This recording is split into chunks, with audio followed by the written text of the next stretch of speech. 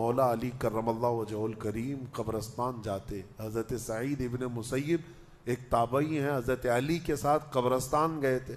حضرت علی نے زور سے سلام کیا قبر والوں کو اور پھر پوچھا ہے قبروں والوں کیا حال ہے تمہارے.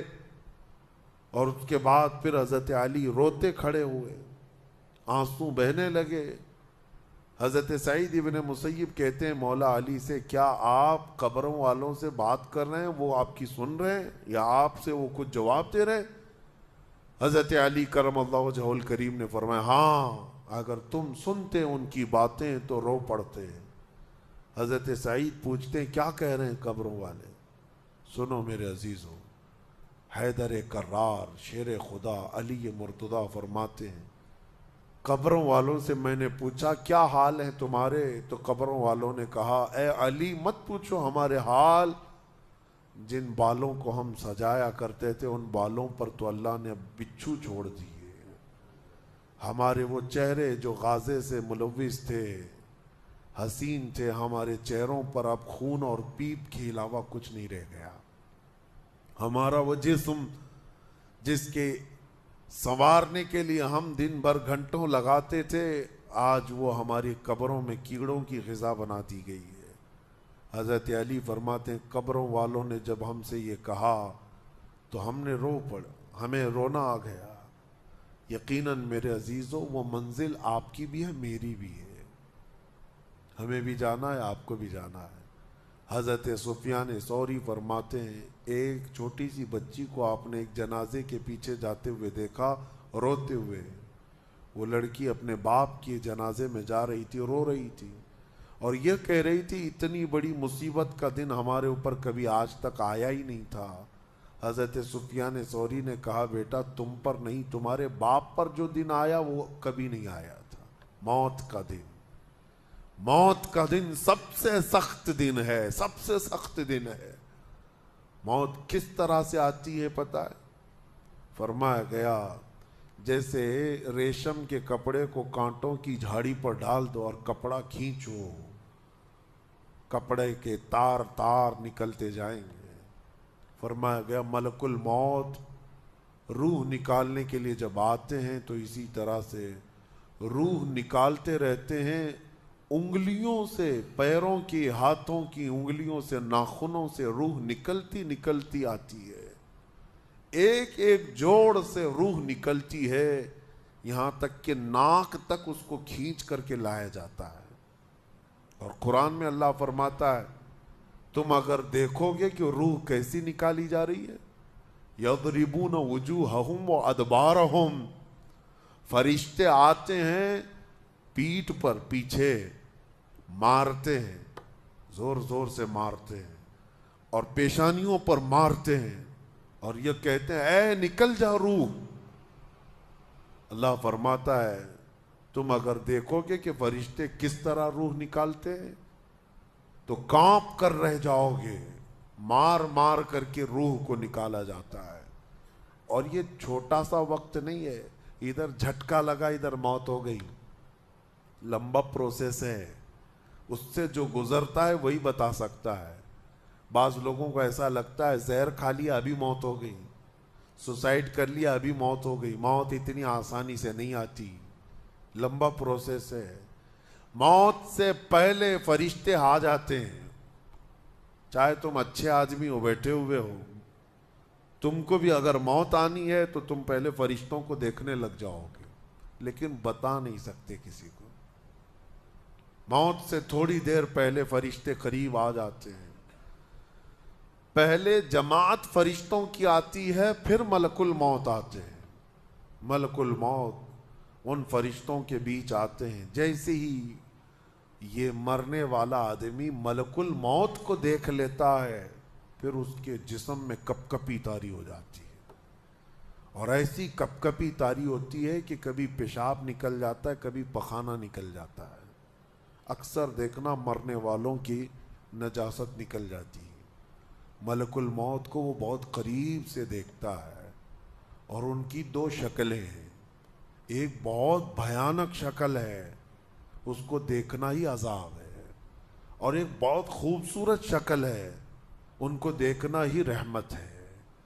وہ نیک بندوں کی روح نکالنے کے لیے جب جاتے ہیں تو خوبصورت شکل میں جاتے ہیں، اور جب گنہگاروں کی روح نکالنے جاتے ہیں تو بھیانک شکل میں جاتے ہیں، اور ان کو دیکھتے ہی مرنے والے کا جسم پیلا پڑ جاتا ہے، پیشانی اکھڑ جاتی، آنکھیں پھٹی رہ جاتی، اور پھر خرخرا آنے لگ جاتا ہے، یعنی خر کی آواز تیز ہو جاتی ہے۔ وہ بولنا چاہتا ہے اپنے پاس والوں کو، لیکن بول نہیں سکتا، بند ہو جاتا ہے۔ یہ وہ وقت ہے جب اس کے توبہ کا دروازہ بھی بند ہو جاتا ہے۔ اب اگر فرشتوں کو دیکھ کر کوئی توبہ بھی کر لیا، ایمان لایا، تو اس کا ایمان قبول نہیں۔ اس وقت سے پہلے پہلے تک جو بھی ایمان لایا یا توبہ کیا، اس کی توبہ قبول ہے۔ لیکن موت کا خرخرہ آ گیا اور فرشتوں کو دیکھ لیا، اس کے بعد بہت سارے کافر بھی پکاریں گے کہ ہم ایمان لاتے ہیں اللہ پر، نہیں، اب ایمان قبول نہیں ہوگا۔ موت اتنی آسانی سے نہیں آتی، اس کا پروسیس ہے۔ فرشتے آتے ہیں، ملک الموت آتے ہیں، پھر اس کے بعد اس کو گھور کر دیکھتے ہیں، پھر اس کو چت لٹا دیا جاتا ہے، یا جس حالت میں بھی ہے وہ گر جاتا ہے، کھڑا ہے تو گرتا ہے، بیٹھا ہے تو گرتا ہے، موت آنے سے پہلے لڑک جاتا ہے۔ یہ ضروری بھی نہیں ہے کہ آج میں اپنے آپ کو سنبھال کر بیٹھا ہوں، اگر میری موت آنی ہے اسی کرسی سے گر جاؤں، اسی جگہ سے ہم گر جائیں گے۔ اور اس کے بعد ملک الموت روح کھینچنا شروع کرتے ہیں، پیروں کے ناخنوں سے لے کر، ہاتھوں کے ناخنوں سے لے کر، اس کے جسم کے ہر حصے سے لے کر ناک تک کھینچتے ہوئے لاتے ہیں۔ اور اس کے بعد جب پوری روح نکل جاتی ہے، وہ لے کر کے چلتے رہتے ہیں، اور مردہ ان کو جاتے ہوئے دیکھتا رہتا ہے۔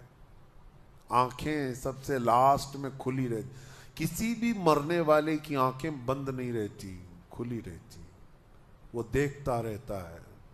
اسی لیے حدیث پاک میں ہے، جب کسی کی روح نکل جائے تو سب سے پہلے تم اس کی آنکھیں بند کر دو، ہمیں بند کرنا ہوتا ہے، اور اس کے بعد منہ بھی کھلا رہ جاتا ہے، منہ اوپن رہ جاتا ہے، فرمایا گیا منہ کو دبا کر بند کر دو۔ یہ سب نشانیاں ہیں میرے عزیزوں موت کی سختیوں کی۔